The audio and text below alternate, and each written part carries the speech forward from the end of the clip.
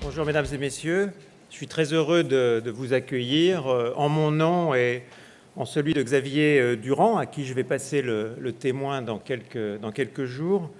Donc nous sommes tous deux très heureux de vous accueillir à notre colloque COFAS Risque Pays 2016.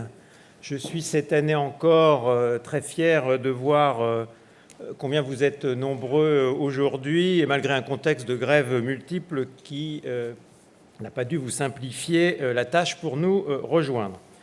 Alors comme chaque année, je vais vous commenter rapidement le programme de la journée, comme l'a dit Raphaël, et les raisons de nos choix. Alors d'abord une précision, vous le savez sans doute pas, sauf les plus anciens et les plus fidèles d'entre vous, et je sais qu'ils sont nombreux, mais ce colloque a une particularité, il fête son 20e anniversaire. C'est déjà en effet le 20e colloque depuis la création du concept en 1997. Donc en préparant ce colloque avec mes collègues, j'ai eu la curiosité de rechercher l'agenda du colloque 97.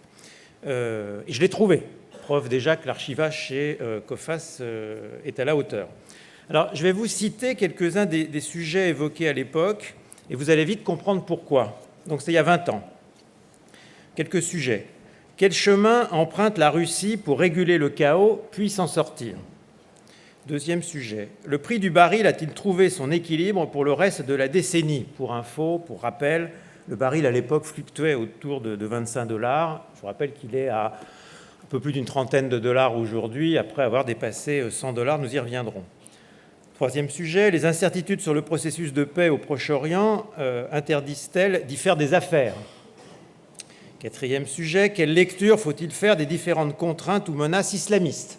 Alors à l'époque, on faisait plutôt référence naturellement déjà à l'Iran, mais aussi à l'Algérie. Que manque-t-il en Amérique latine ? Pour quelles raisons économiques la croissance asiatique pourrait-elle s'essouffler ? Dans quel pays ? Quels en seraient les effets ?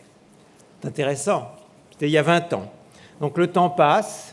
Les mêmes problèmes, les mêmes interrogations restent d'actualité ou ressurgissent, réapparaissent.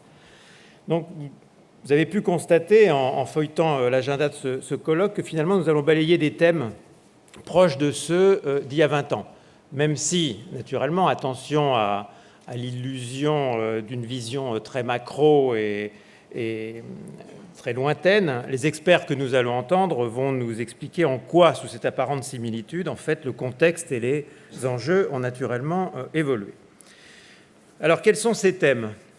Je vais en lister un certain nombre parce que vous le savez, on est rentré dans une période qui est une période caractérisée par des crises multiples, avec des foyers divers, à la fois géographiques et sectoriels.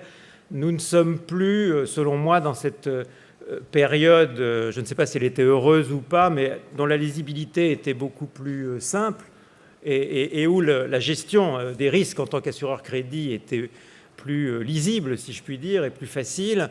Il y avait des cycles, puis il y avait des chocs, puis il y avait des cycles, et puis il y avait des chocs, des cycles positifs. Et là, on est obligé, pour décrire l'économie, de sauter d'une région à l'autre et d'une problématique à l'autre. Alors c'est ce que je vais faire rapidement. Commençons par l'Europe. Alors c'est le must, l'Europe, c'est le sujet incontournable qui chaque année suscite son lot de questions. Là aussi, je vais beaucoup faire référence au passé, mais c'est intéressant de voir ce que nous avons abordé au fil de nos colloques. Alors en 2009, nous demandions si les entreprises européennes résisteraient à la crise. C'est effectivement le sujet du moment. 2 ans plus tard, 2011, la question posée était reprise ou recrise en Europe.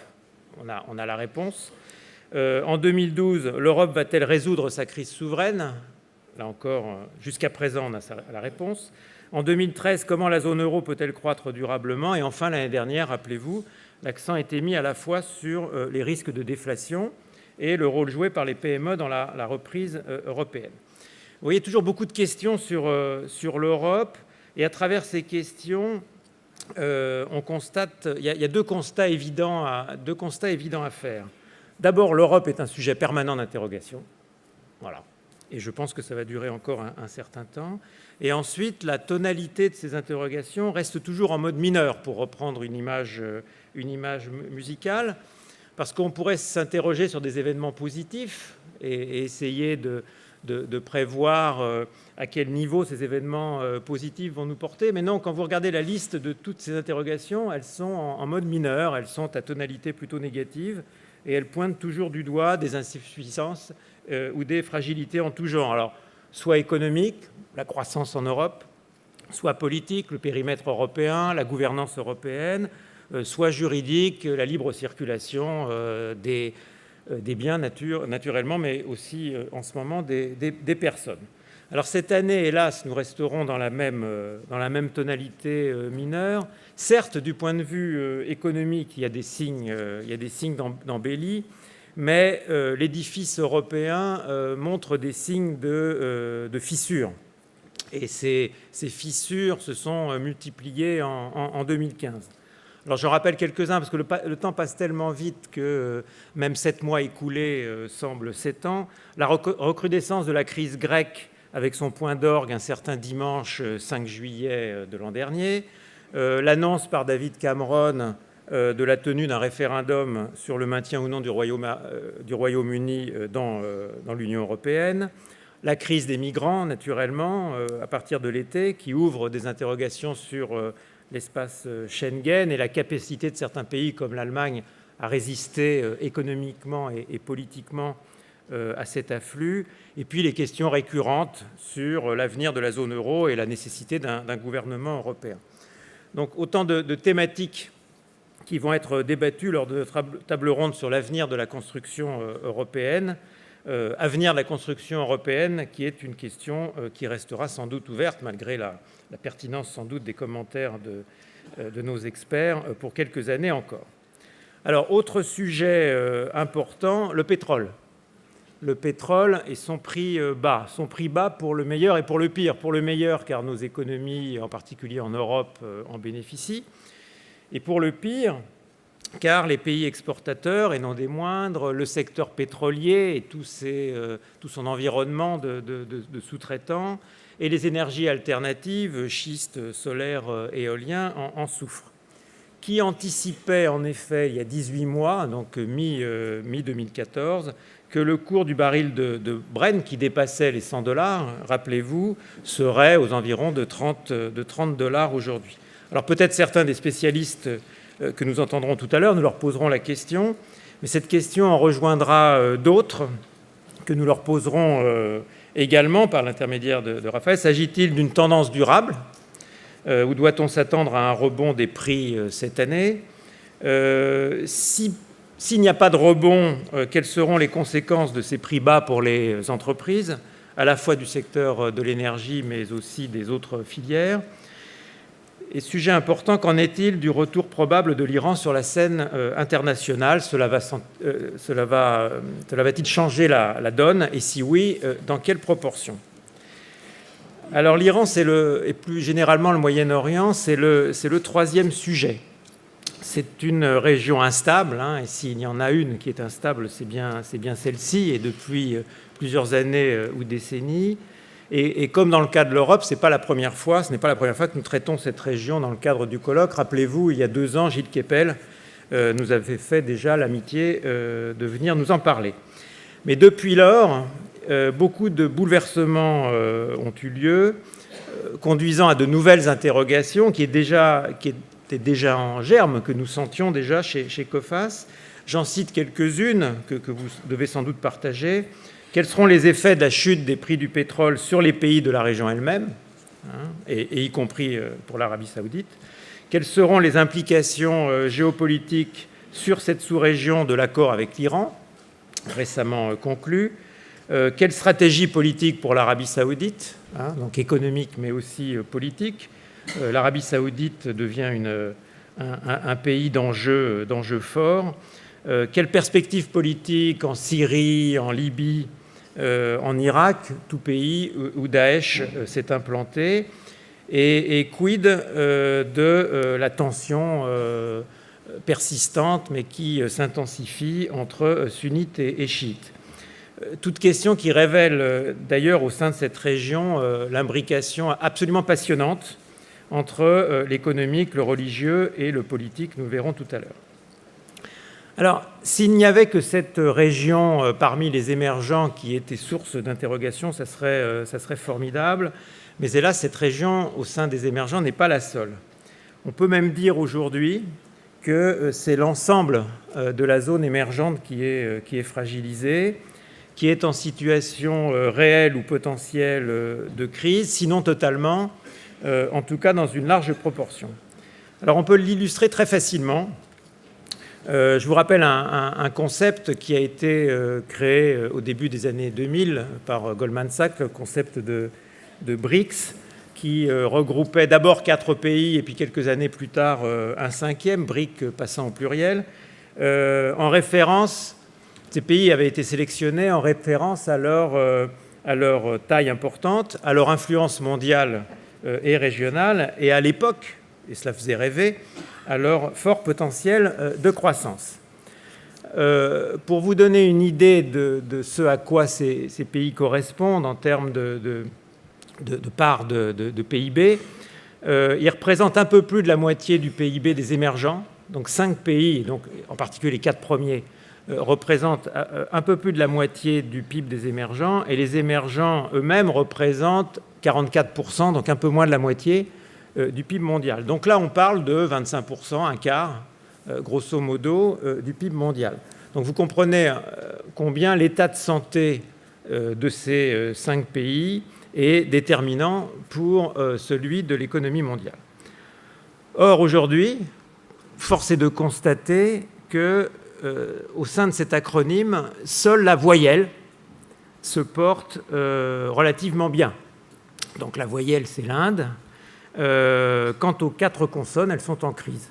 Voilà. Donc c'est une façon assez simple de résumer la situation mondiale. Elles sont en crise. Le Brésil est dans une crise profonde, nous allons y revenir. La Russie n'est absolument pas sortie de l'auberge, pardon de parler vulgairement. La Chine s'enfonce progressivement dans la crise. Et l'Afrique du Sud, on en parle peu parce qu'elle n'a pas une dimension si importante à l'échelle mondiale, mais l'Afrique du Sud souffre des mêmes syndromes d'ailleurs que ses collègues de la catégorie depuis longtemps. Non, ce que nous allons faire aujourd'hui, c'est regarder, scruter plus précisément 2 d'entre eux. La Chine tout d'abord. Bon, okay. La Chine qui focalise désormais toutes les attentions, qui est le sujet de toutes les discussions professionnelles pour tous ceux qui travaillent à l'export, et vous en êtes de dignes représentants. Déjà l'année dernière, vous vous rappelez, à la même époque, je vous avais annoncé et ça avait été confirmé par les experts de la table ronde, que le risque entreprise en Chine entrait dans une zone dangereuse, les entreprises chinoises devenant de plus en plus fragiles. Et d'ailleurs, encore une fois, la table ronde l'avait confirmé en nous aidant à décrypter à la fois, c'était très intéressant, les signaux économiques, mais aussi les signaux politiques émis par le Parti communiste chinois, vous en rappelez. Alors depuis lors, la situation a continué à se dégrader. Les surcapacités se sont amplifiées dans des secteurs déjà surcapacitaires comme la métallurgie. La chimie, la construction sont également touchées. La dette des entreprises chinoises a considérablement gonflé sous forme de crédit bancaire, mais aussi via un shadow banking à la taille d'autant plus préoccupante qu'il se pratique à des taux usuraires et que le gouvernement chinois a du mal à juguler. Et puis les coûts du travail augmentent vivement, pénalisant des secteurs entiers comme le textile, par exemple. Alors, la prise de conscience sur la situation chinoise a nécessité presque 1 an, et c'est intéressant de le constater. La preuve en est d'ailleurs que la forte volatilité des marchés actions en Chine l'été dernier et en ce début d'année l'illustre en fait. En fait, ces marchés n'avaient pas encore tout simplement totalement à 100% intégré ce diagnostic d'une nouvelle donne chinoise et le réalisaient tout à coup, malgré d'ailleurs tous les signaux, toutes les émissions en fine-tuning émises par le gouvernement chinois depuis 2 ans, parce que ça fait 2 ans que le gouvernement chinois nous explique à sa manière que les choses sont en train de se transformer et que le paradigme change en Chine. Alors ce qui nous intéresse aujourd'hui, c'est pas de regarder la Chine à nouveau, je crois que beaucoup a été dit, mais c'est d'aller au-delà de ce ralentissement chinois, qui est maintenant une réalité avérée, pour nous interroger sur son caractère potentiellement contaminant pour le reste de l'Asie, avec des questions telles que tous les pays en Asie seront-ils affectés, ou d'autres s'en tireront-ils bien du fait de leur spécificité particulière, quels seront les grands perdants, certains seront-ils immunisés, et puis ces changements économiques auront-ils des conséquences géopolitiques dans la région. Et la table ronde du début de l'après-midi nous permettra de voir un peu plus finement ce qu'il en est. Enfin, on ne peut pas terminer ce tour du monde sans nous arrêter une fois encore en Amérique latine, confrontée elle aussi à de nombreux défis. Alors, qu'y a-t-il de supplémentaire ou de nouveau par rapport à l'année dernière ? Alors là, la fin du boom des matières premières, qui pénalise à des degrés divers la plupart des pays de cette région. Les matières premières sont différentes d'un pays à l'autre, mais ces pays sont des grands exportateurs de matières premières et les événements sur le marché des matières premières les impactent négativement très fortement.